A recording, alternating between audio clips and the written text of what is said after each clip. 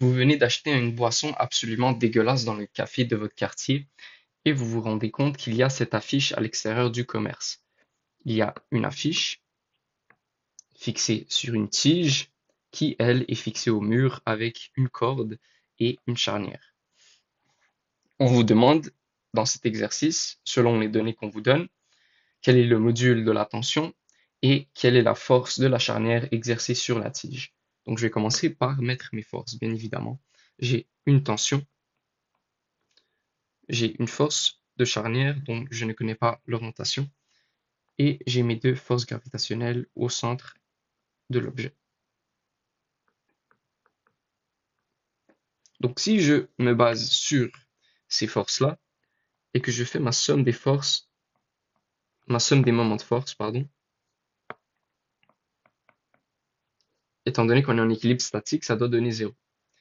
Maintenant, j'aurai un moment de force de la tension, j'aurai un moment de force de la charnière, j'aurai un moment de force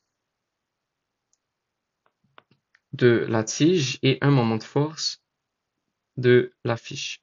Et tout ça doit donner 0. Remarquez que je n'ai pas mis les plus ou les moins parce que c'est selon euh, le sens horaire ou anti-horaire. Par exemple, la tension. La tension, elle tire vers le haut, donc elle aurait tendance à faire bouger l'objet dans un mouvement anti-horaire. Donc on mettrait plus parce que anti-horaire, c'est plus et horaire, pardon, et horaire, c'est moins dans ce type d'exercice. La charnière, étant donné qu'un moment de force, c'est le rayon fois la distance par rapport au rayon de rotation, à l'axe de rotation, pardon, fois la force, fois le signe entre euh, l'axe et la force. Le moment de force de la charnière, étant donné qu'on se trouve au point de rotation, ça va être 0. Donc on pourra l'annuler. Les deux forces gravitationnelles ici feraient en sorte que l'objet bougerait selon un mouvement horaire. Donc ici, ça serait des moments de force négatifs. Donc on se retrouve avec taux de T moins taux 1 moins taux 2 est égal à 0. Donc comme j'ai dit, un moment de force, c'est le produit vectoriel entre la distance par rapport à l'axe de rotation et la force, ou bien module de R fois module de F fois sin entre ces deux choses. Donc ici, j'aurai R1 fois T, pardon, j'aurai RT fois T fois sin de l'angle ici, de l'angle envers.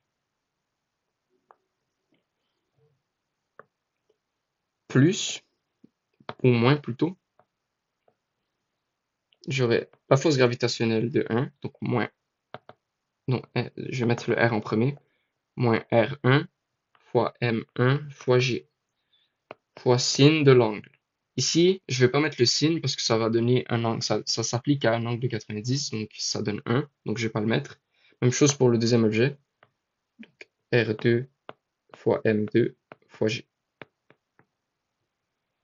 Il nous reste à isoler le T, donc T est égal à, si je mets certains termes en évidence, ça va donner G R1 M1 plus R2 M2 sur RT fois sin de l'angle.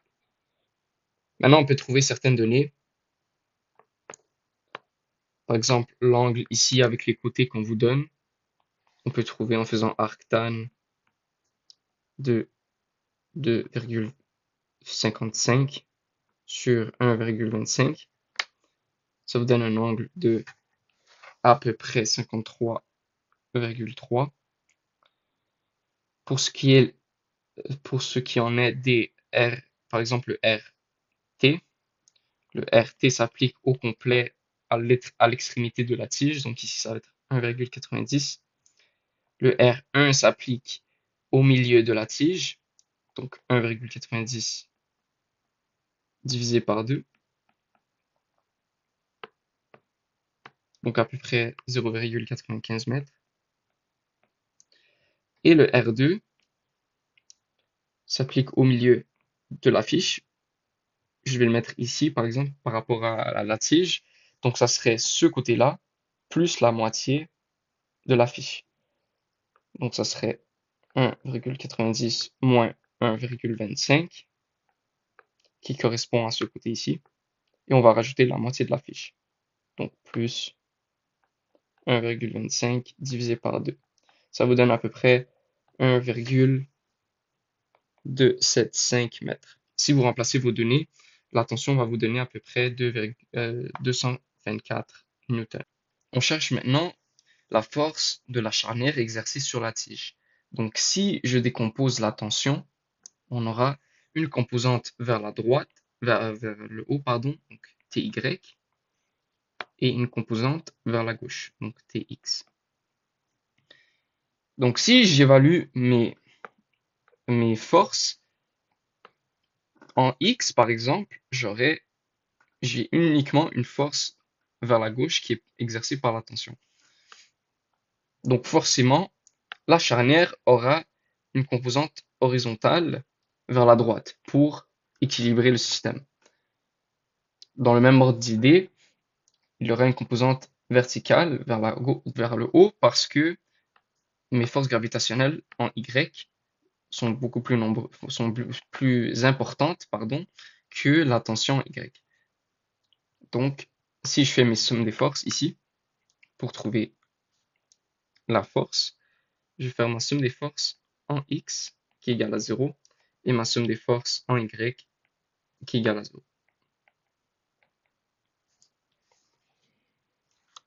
Donc ici, j'aurai composante horizontale de la charnière moins Tx qui est égal à 0 et en Y, j'aurai composante verticale, moins le FJT, donc FG1 moins FG2, moins plus, pardon, le T en Y, et ça va donner 0.